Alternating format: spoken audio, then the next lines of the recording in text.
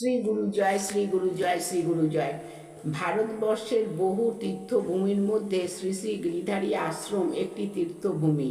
শ্রী শ্রী গিরিধারীর আশ্রমকে শ্রী শ্রী গুরুদেব এমন একটি সাধন ভূমিতে তৈরি করেছিলেন যে সাধন ক্ষেত্রের মতন সাধন ক্ষেত্র সারা ভারতবর্ষে আরও একটি বা দুটি আছে। এই রকম একটি সাধন ক্ষেত্র বা তীর্থভূমি বা সাধনপীঠ শ্রী শ্রী গিরিধারী আশ্রম। এই আশ্রমেরই ছত্র ছাওয়ায় বা কল্পতরুরূপী তীর্থস্থানের ছাওয়ায় সকল শ্রীগুরুর সঙ্গে শিষ্য শিষ্যা ও ভক্ত মণ্ডলীকে শ্রীগুরু ভগবান রেখে গেছেন। এই প্রসঙ্গেই কিছু লীলা প্রসঙ্গ তুলে ধরছি।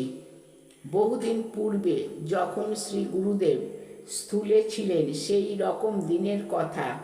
একদিন রাত্রে অর্থাৎ গভীর রাত্রে শ্রী শ্রী গুরুদেব আশ্রমের মধ্যে সমস্ত স্থানে ঘুরে ফিরে দেখছেন।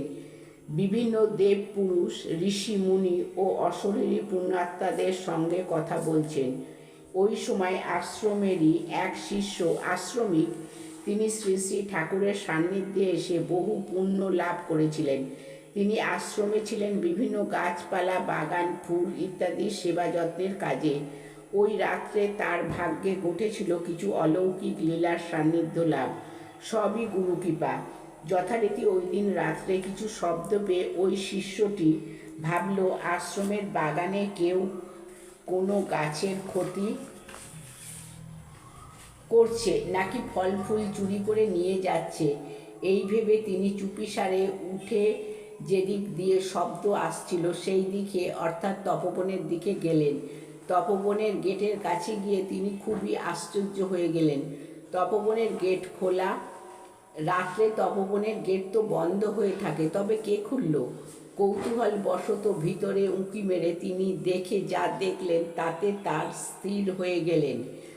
তিনি স্থির হয়ে গেলেন।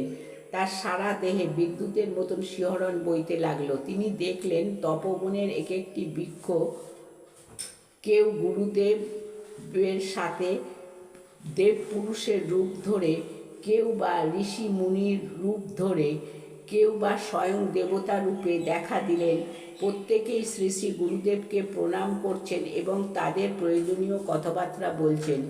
গুরুদেব প্রত্যেক গাছের কাছেই যাচ্ছেন। যার কাছে যাচ্ছেন তিনি তখন তার প্রকৃত রূপ তুলে ধরছেন।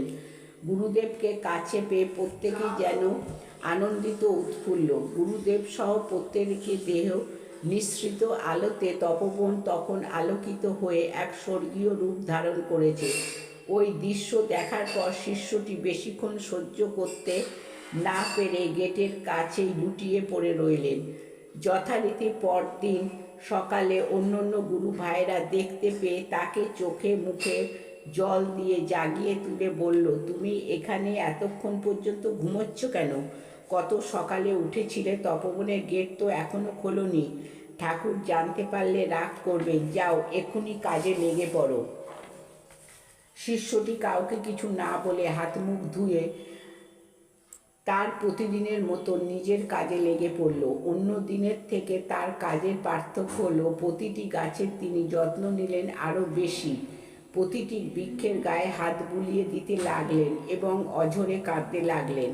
অন্তর্যামী ভগবান শ্রী শ্রী গুরুদেব তখন অন্য একজনকে দিয়ে তাকে ডেকে পাঠালেন। গুরুদেব দেখেছেন শুনে তিনি তাড়াতাড়ি হাত পা ধুয়ে গুরুগৃহে গুরুদেবের কাছে চলে এলেন।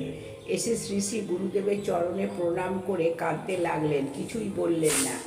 গুরুদেব তাকে বললেন, দেখো, বহু পুণ্যের ফলে তুমি এই কাজ পেয়েছ। তোমার কাজে আমি তুষ্ট হয়েছি। তোমার কাজ ছিল নিষ্কাম। তোমার কাজের বিনিময়ে তুমি কোনোদিন কিছু চাওনি, তাই গুরু কৃপায় তুমি বহু দুর্লভ সাধন লাভ করলে। তোমার কোনো ভয় নেই। তুমি প্রতিদিন ভগবানের সেবা করছো, এইভাবেই করে যাও।